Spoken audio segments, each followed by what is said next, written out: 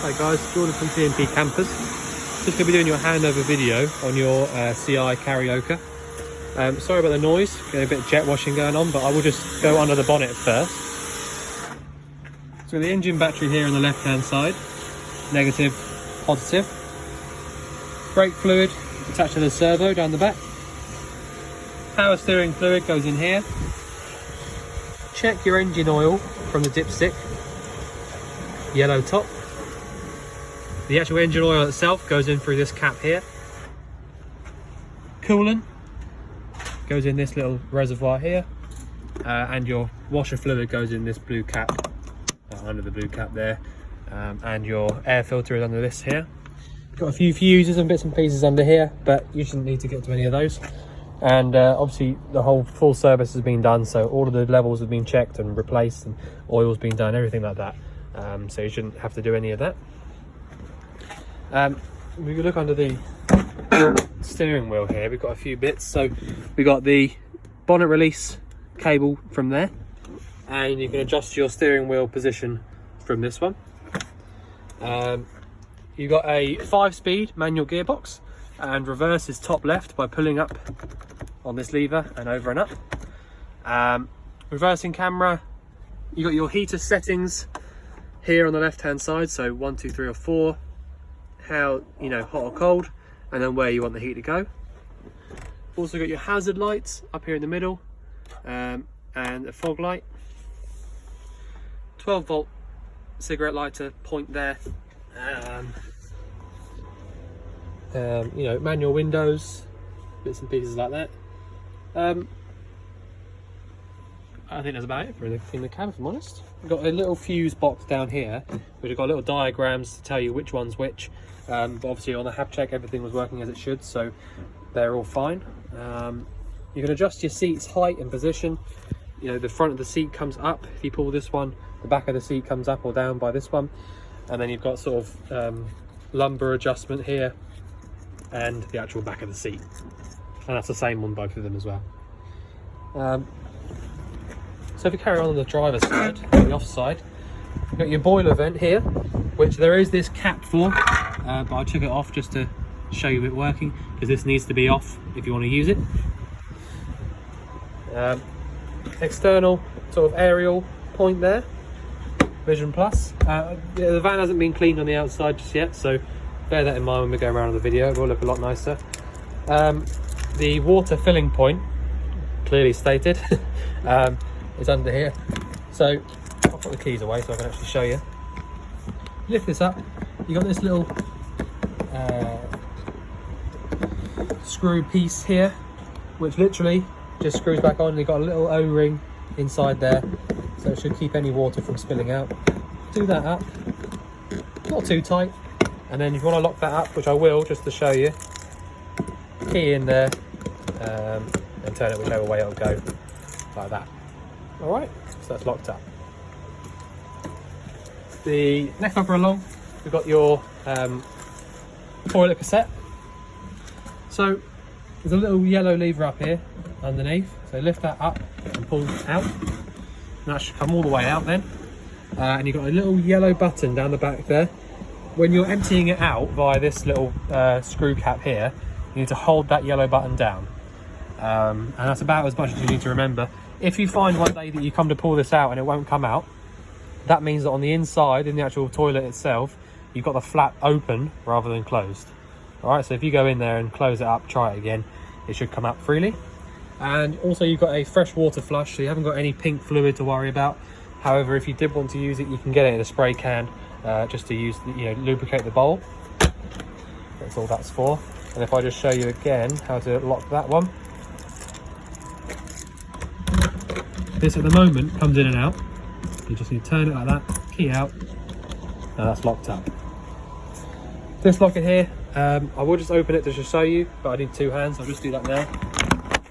It's literally just, you know, a locker to get into there.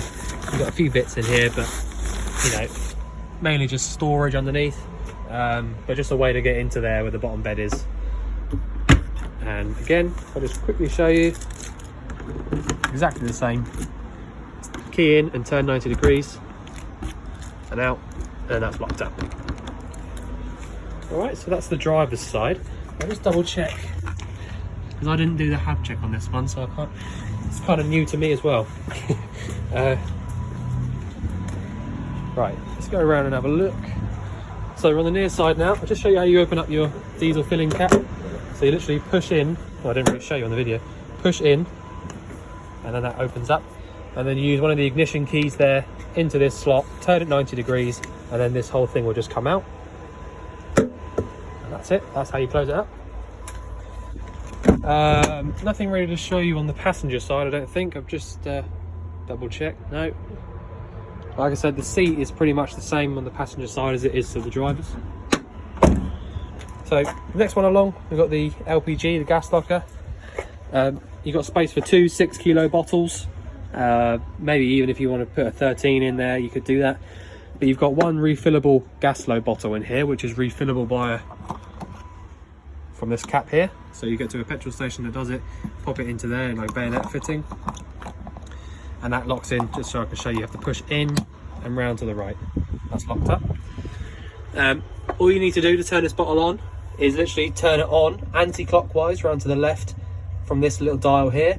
And if you remember to go all the way on, when you come to turning it off, it won't go any other way except off, which is clockwise round to the right. I'm going to leave it on for the minute because I'll get your fridge on gas. And if you wanted to fit a different bottle in here and just get rid of this completely, then you can do, because it's got a standard regulator up here. So all you would need to do is undo this nut here and then just put it onto your new bottle. That's it. And the good thing about this is that you could actually leave this bottle in here for if you went abroad and it was easier to use your fillable gas, and just use it abroad, and then you could have a different normal propane bottle next door to it that you could just swap over your pigtail onto as and when you wanted to. So nice, and you know, you've got a few options there. But yeah, next one's you've got your fridge vents. Obviously you've got your hab door here, but not really much to show you on that one. Fridge vents, I've got the fridge on gas at the moment, so a way to double check that it's definitely lit, pop your hand over this little vent here at the top, and then I can feel straight away there's hot air coming out through there, so I know it's definitely lit up and doing its job. Next one, you've got your hookup point. So if you've got your hookup at home or at a campsite, that's where you sort of plug in, and that'll give you access to using your plug sockets and things like that. So if I just check underneath again, nothing, no. So again, I'm not going to open this one up, but it's exactly the same as the other side. It's literally just a case of opening this up, and then it allows you to get in there for that storage. You have got a latch here for the habitation door, which would latch right over. All right, so I'll just show you inside now. I'll close the door because it's a bit noisy outside today. So first thing you see when you come in is above your head, and that's sort of your control panel. All right, so all you need to do if you want to come in here and actually start using the van, pop these two on here. That'll allow you to use the lights and you know, general bits and pieces, auxiliary 12-volt bits and pieces inside the van. And then the next one along is for when you're using the pump, so pop that on if you want to use it. Switch it off, you're not going to use it, just in case it runs on or anything like that. The rest of them, all of this, you've got one up here which says 220 volts. That's when you put your hookup cable into the van, that'll shine up. And if you press this test button, it's telling you that you've got a full tank of fresh water and no wastewater. So basically what it means is, if I click this again, right, so again, sorry, so it's new to me as well. So okay, no, I was wrong there. So the left hand side here, you've got this little battery symbol. Okay, so that's telling you there you've got about 2/3 of your leisure battery, which is brilliant. And if I click it again, right, okay, I'm gonna start this again. So if I click this test button and the light is shining up here on this van, that means that it's showing me the engine battery's voltage. So the engine battery currently has got 2/3 of its charge in it, which is brilliant, that's perfect. If I click it again, it goes up to the caravan sign, and that's showing me that I've got full battery level in the leisure battery. Now that's because you've got a big solar panel on the roof, so that's perfect. So if I click it again, show you again, so it will go between car battery and leisure battery. And if I click it, so if I stay where it is now, this is the fresh tank. So you've got no water in the fresh tank. If I click it again, this is the waste tank, got no water in the waste tank. All right, sorry about that. I was just kind of working it out. But yeah, so basically if you click it once and twice, the top one here with this light, caravan battery or freshwater level. Click it again, car battery or wastewater level. Okay, so that's all you need to do. If you want to come in here and use the boiler and get the water hot, then you need to turn your pump switch on up there, like I'll do now. And then just come to your tap, pull the hot water through. We haven't got any water in the system at the moment really, or very, very little anyway. So I'm not going to do this for very long. But just make sure that it comes through like it is now. There's no air in the system or anything like that.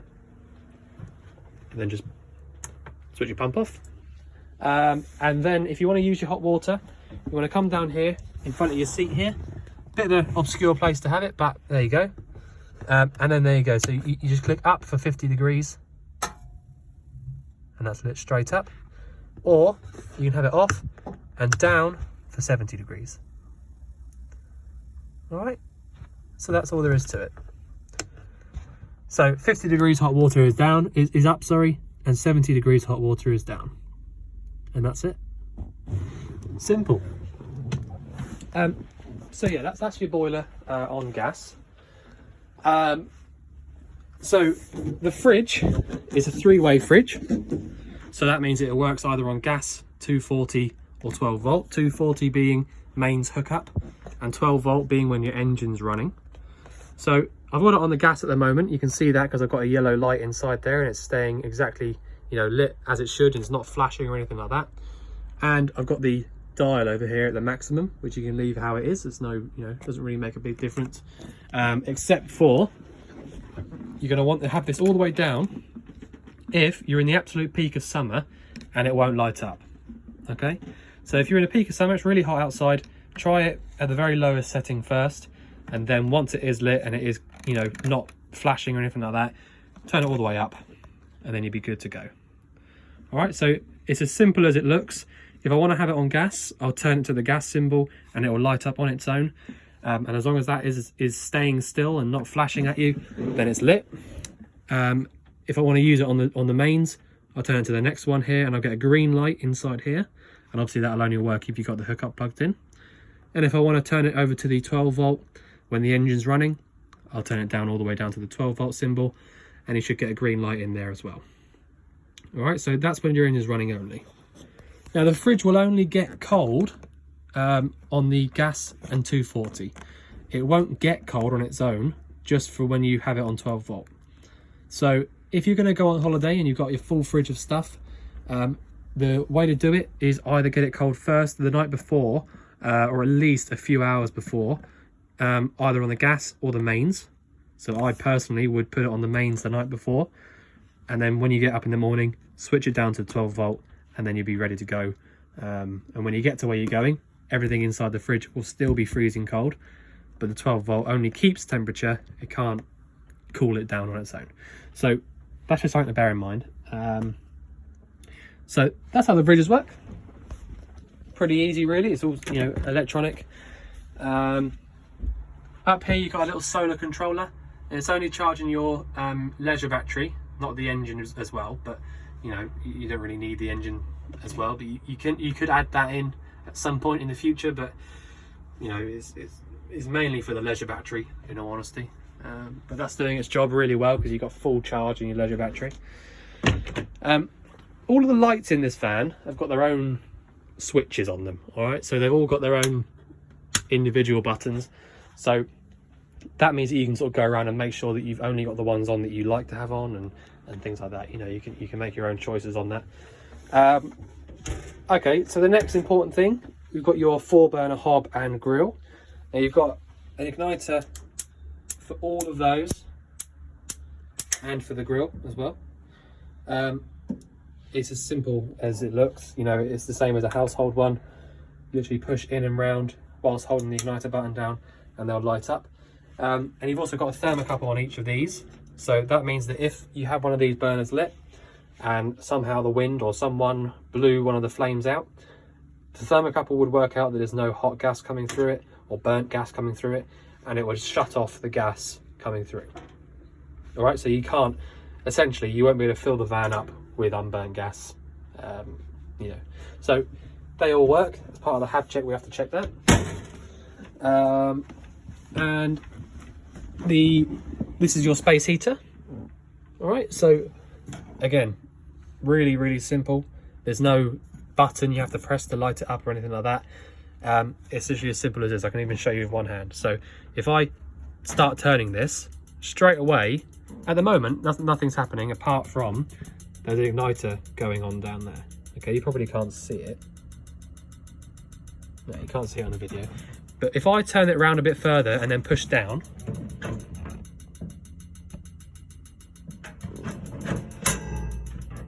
it will light up. So basically, if I do this, right, so if I push in and round, it will light up, and then slowly turn this round further, and then it will light up on the pilot.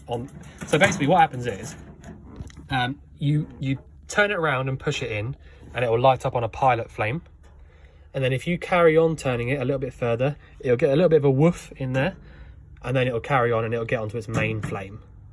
All right, now this is super easy to use. Okay, when it's lit, the igniter there will turn off on its own, and then once you've got it around onto its main flame, you can slowly lift up, and once you're happy that it's, you know, lit up and doing its own thing, you can come over to this right hand side. Don't worry about turning it to the A, because it's, in my opinion, useless. You don't need to do that. Turn it to this side, and then you can choose between 1 and 5, and that's your fan setting. There's a little fan down the back there behind the heater, and that'll pump your hot air around to your little vents around the van. That'll be around the bottom somewhere. And yeah, so that's exactly how the heating works. You kind of do it on your own.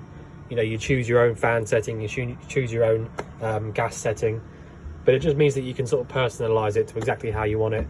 And if I was you, I would use this every now and again, because they can get a little bit difficult to light up if you don't use them. Exactly the same with the fridge, actually. You know, if you don't ever use the fridge on gas, then you'll probably start to get issues with it. So try and use things on gas as much as you can. But, you know, it all gives you options to what you want to do and how you want to do them. Let's look up underneath the cooker here. You've got all of these gas isolators. So that means that if you were, you know, away on holiday and you're worried about a specific appliance, then you can switch it off manually here. And so if I just point out to you, the top one here with the gas stove symbol, that's your cooker above us. Next one down is your fridge, water heater, and the space heater that I've just shown you here. So if you were on holiday and you thought, oh, I've got a gas leak from something, which obviously you don't at the moment, but you know, you don't know what might happen, you can individually switch them off here. All right, so that'll turn off absolutely every single bit of gas going to that appliance, just by turning it 90 degrees. All right, so what else have we got then? I'll show you in the bathroom. So like I was saying outside, if you can't pull the cassette out one day, you'll find that you've got the flap here in the open position like that, okay, but it needs to be closed up. So if I just open this up, you've got a little button in the back here. So as long as you get your pump button on, which I don't at the moment, it'll pump water out. All right, that's just straight from your fresh water tank. And then when you want to drain it out or empty it into the cassette, open it and close it. Simple as that. All right. Now that vent there is one of the vents for the heater there. So that's constantly open. So that means that, because if you had all of them closed up, they can struggle to work. So they always leave one without a little adjuster in there. So it means it's constantly open. So yeah, so standard mixer tap here for the sink in the bathroom, and then again nice and easy for the shower. Nice big shower actually as well. So as long as you've got your hot water made up in the boiler, you can use your hot water there. So pretty simple in the bathroom. Again, you've got a single big light up there. Got a couple of skylights in here, which literally work by turning this here, and that'll open right up. and then this little bit of plastic here is, you know, is to lock them in, but really that they're not. The thing is, because of the way they are, you almost have to loosen it a little bit to make it work. So just tighten it up as much as you can and then just leave it. That's fine. It won't come open. So I've shown you the fridge, works 3 ways. Shown you the cooker, shown you the space heater. All of your windows, well, not all of them actually, this one's not. When you open these up just by turning the hatches and pushing out, this one is a case of just turning this little knob here, loosen it to open it up, tighten it up when it's open. But these bigger ones here, like in the kitchen and here as well, something to bear in mind, if you're away and parked close to something else, just be careful when you're opening this up, because when you open them up and get them to the height that you want them to, because they're on like a latch style thing, so when you open it up you'll hear it go click click click click click. Sometimes to get it to close again, you just need to open it up just a little bit more and then it will fold back in on itself. So if you open it up and you're too close to something that you can't push it open that little bit extra to get it to come in, then, you know, it'll be stuck out basically. Now that's not the end of the world, because you can take these 2 little screws out and it will come back in, but you don't really want to have to do that. So just be cautious when you're opening it up. If you're too close to something, just bear that in mind. But like I said, it's not the end of the world. Don't panic if that does happen. But yeah, I think that's about all I can show you in the van, if I'm honest. I mean, you got lap belts here, so you got 6 seat belts overall, 2 in the front, 2 lap belts here, and then 2 3-point seat belts here, because they're forward facing. All the hab check is all done. Your ladder is up here above the bed, which hooks onto these 2 little hooks. And yeah, I mean, sorry if I couldn't really show you anything, you know, the space heater down there. It's because I've only got 1 hand. I can't really, you know, it's much easier when you've got 2 hands to show stuff. But you've got access to basically all of the storage, you know, underneath the bed there, and up above the cooker and all that is, you know, plenty of storage in this van. Really nice layout as well. Yeah, so your leisure battery as well, I've just noticed, is under your passenger seat there, which has got the 2 wires running for the solar panel there. Nice and neat. And that's also, this cable here runs across to the fuses under there behind the driver's seat. So yeah, if you ever wanted to get to that, then that's under the passenger seat there. Other than that, I think that's about all I can show you. Yeah, so if you think I've missed anything out, or you want anything covering again, then obviously let us know. But other than that, we look forward to seeing you soon to collect your van. Thanks very much.